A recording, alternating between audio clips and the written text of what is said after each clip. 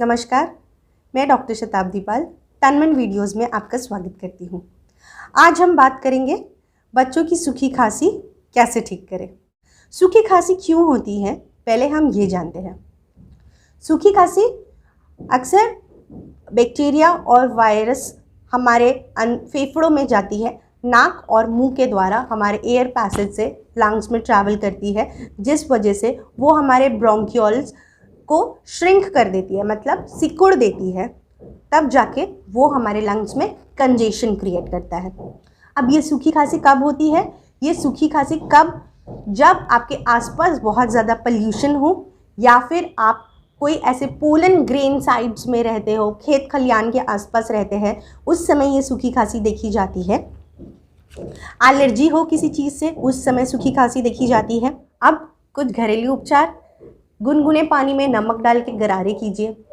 इसके अलावा शहद, मुलेठी और अदरक का जूस निकाल के आप बच्चे को आधी आधी चम्मच दे सकते हैं। उसके अलावा आप छुहारे वाला दूध दे सकते हैं, या फिर अंजीर वाला दूध दे सकते हैं, हल्दी वाला दूध दे सकते हैं।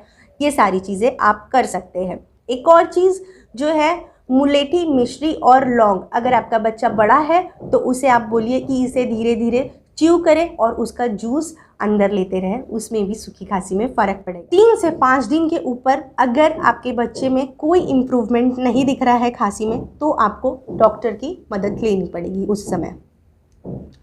अब देखते हैं कुछ सिम्टम्स और उसके कुछ दवाइयाँ।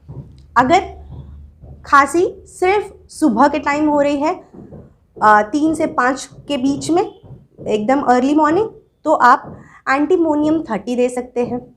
अगर खांसते खांसते गला छील गया है और वॉमिटिंग हो जा रही है, उसमें वॉमिटिंग में ब्लड के कुछ स्पॉट्स दिख रहे हैं, तो आप इपिकक 30 दे सकते हैं। जब भी बच्चा सिर्फ सो रहा है, उसी समय खांसी हो रही है, उस समय आप ड्रोसेरा दे सकते हैं। अगर आपको ये वीडियोस अच्छे लगे होंगे तो प्लीज़ अपने फ्रेंड्स एंड फैमिली के साथ शेयर कीजिए और तनमन वीडियोस को सब्सक्राइब कीजिए, इसी तरीके से और अच्छे वीडियोस के लिए।